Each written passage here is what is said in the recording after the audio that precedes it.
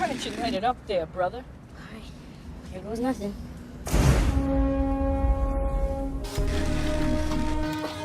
You got a joint? Man, ain't nothing wrong with smoking weed. This drug is dangerous. You cannot play with it. It's not funny. It's not funny. This is your brain on drugs. It's not something to laugh about. And trying to send that message with clarity that good people don't smoke marijuana. Smoke marijuana. Smoke marijuana. Smoke marijuana. What's that? It's my lucky crack pipe. You a crazy mother. You don't have a lucky crack pipe?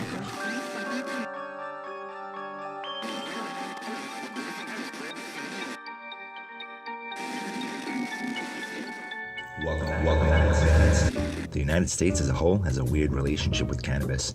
Although it is illegal on a federal level, numerous states allow for medical and recreational use of the drug. Support for a complete legalization of marijuana seems to be at an all-time high in America, but with the Republicans in charge, the federal government seems to be taking a harder stance against cannabis than the previous administration. General Attorney Jeff Sessions is leading the charge against the recreational use of marijuana. And I think the president needs to speak out. I think one of his great failures has been obvious to me, his lax treatment and comments on marijuana. Medical marijuana seems to be safer now, but the recent increase in states legalizing cannabis for recreational use has broadened the argument. A common argument against cannabis, of course, is that it is the gateway drug and will lead you to a life of sin and more drugs. In February of 2017, then Press Secretary Sean Spicer suggested the Trump administration will continue to crack down on recreational marijuana use.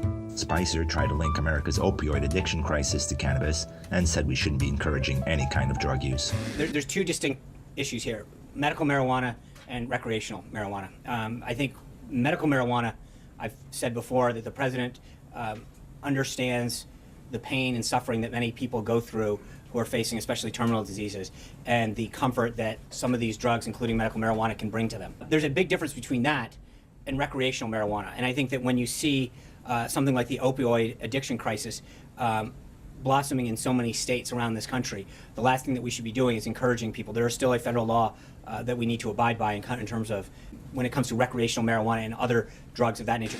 It's a sentiment shared by Jeff Sessions. Drugs aren't recreational. Drugs are bad. Here he is also speaking about the opioid epidemic. Drugs are bad. You shouldn't do drugs. If you do them, you're bad, because drugs are bad, okay? We have too much of a tolerance for drug use. Psychologically, politically, morally. We need to say, as Nancy Reagan said, just say no. Drugs are bad. Don't do You it. shouldn't do drugs. There's no excuse for this. you It's do not them, you're recreation. bad. Okay. Just say no. Don't do it. Just say no. Don't do it. Just say no. Don't do it. Okay. Just say no. Don't do it. Okay. Just say no to drugs. It's so simple. The problem is, research shows that policy didn't work. And what about alcohol and tobacco? Are those not drugs? How about caffeine? How about codeine and Vicodin? America is facing an opioid crisis, with increasing overdose cases involving not just heroin, but involving prescription opioids being abused. In 2016, 64,000 Americans died from overdoses from opioids. How did we get here? Why are so many Americans addicted? Will smoking pot make you turn to cocaine and heroin and a life of hard drugs? Is it really the gateway drug? While cannabis does have some addictive properties, research shows that an argument could be made that it is a way for people such as opioid addicts to kick the nastier and more dangerous drug habits. Especially in the cases of pain relief, cannabis is a much safer alternative to opioids. One could say you're just replacing one habit with another, but the negative health effects of cannabis pale in comparison to the drugs it is often associated with leading to. The NIDA, National Institute on Drug Abuse, a federal research institute, has conducted numerous studies on cannabis. While they do find cannabis to be addictive, and some of their findings support the idea of marijuana as a gateway drug, they state that the majority of people who use marijuana don't go on to use other, harder drugs. In some cases, the opposite could be true.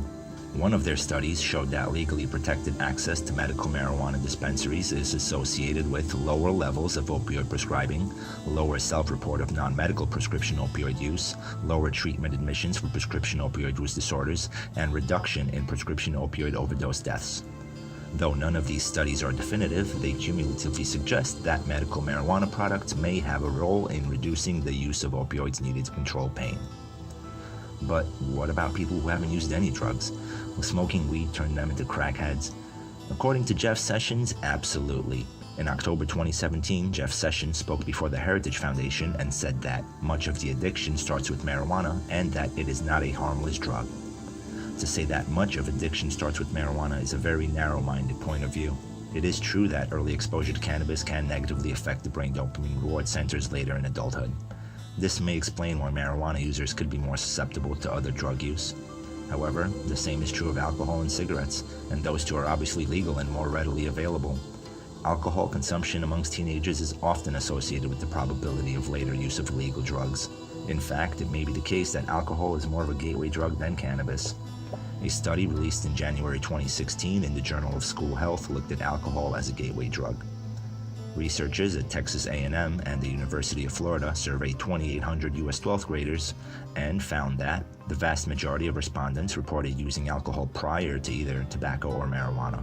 Additionally, alcohol was the most widely used substance amongst respondents, initiated earliest, and also the first substance most commonly used in the progression of substance use. Knowing that, why aren't we going after alcohol companies and big tobacco? According to the World Health Organization, almost 6 million people die from tobacco use and 2.5 million from harmful use of alcohol each year worldwide. Alcohol and tobacco are far more dangerous than cannabis and are just as much of a gateway drug. In direct response to the question of marijuana being a gateway drug, the NIDA states that use of alcohol, tobacco, and marijuana are likely to come before use of other drugs. Animal studies have shown that early exposure to addictive substances, including THC, an ingredient in cannabis, may change how the brain responds to other drugs. Although these findings support the idea of marijuana as a gateway drug, the majority of people who use marijuana don't go on to use other harder drugs. It's also important to note that other factors besides biological mechanisms, such as a person's social environment, are also critical in a person's risk for drug use and addiction. And that seems to be the truth of the matter. There are many, many things that go into what makes an addict. Their biology, their environment, a person's level of education, their upbringing, mental disorders, a family history of addiction or substance abuse. The NIDA also states that an alternative to the gateway drug hypothesis is that people who are more vulnerable to drug taking are simply more likely to start with readily available substances such as marijuana, tobacco, or alcohol, and their subsequent social interactions with other people who use drugs increase their chances of trying other drugs. It's safe to say that there isn't just any one thing that leads a person down the wrong path. Perhaps it is the psychoactive or psychedelic elements of cannabis that lead some to really push the gateway drug theory. People really believed in reefer madness in the 20s and 30s and thought it made people crazy. This negative stigma has been attached to cannabis ever since. Surely a drug that affects the brain in such crazy ways would lower people's inhibitions and make them more susceptible to a life of drugs and regret. Reefer madness isn't real, but nobody told Jeff Sessions. This drug is dangerous. You cannot play with it. It's not funny. It's not something to laugh about. And trying to send that message with clarity that good people don't smoke marijuana. The idea that good people don't smoke pot is ridiculous, and Jeff Sessions seemed to be stuck in the past. Today's pot smokers aren't just hippies and stoners and dirty immigrants with no jobs or motivation. Today's cannabis users are your everyday people. For some, consuming cannabis is no different than having a glass of wine or a beer in order to unwind. For others, its medical effects do wonders in healing aches and pains, insomnia, and dealing with more serious conditions such as epilepsy, multiple sclerosis, and Alzheimer's. Cannabis obviously isn't for everyone. Some people don't like the feelings of paranoia associated with the drug. I'm freaking out, man. You are freaking out, man. There are other side effects, and cannabis can create a dependence disorder. Considering how much good it can do, however, the medical effects of the marijuana plant more than outweigh its negatives. Although it can be addictive, and some people who smoke pot will go on to do other harder drugs, the majority of people won't. Cannabis is not the gateway drug it has been made out to be. The whole notion of a gateway drug seems more hyperbole than reality anyway, as if there's this one drug you take and it opens the gates to a life of debauchery and crack pipes. Addiction is a very serious issue, but the notion that marijuana is a gateway drug whose legalization will ruin our country just isn't true. Research shows alcohol is likely to be more of a gateway drug than pot, but we can't just blame it on alcohol either. There are a ton of other factors that influence a person's susceptibility to drug addiction.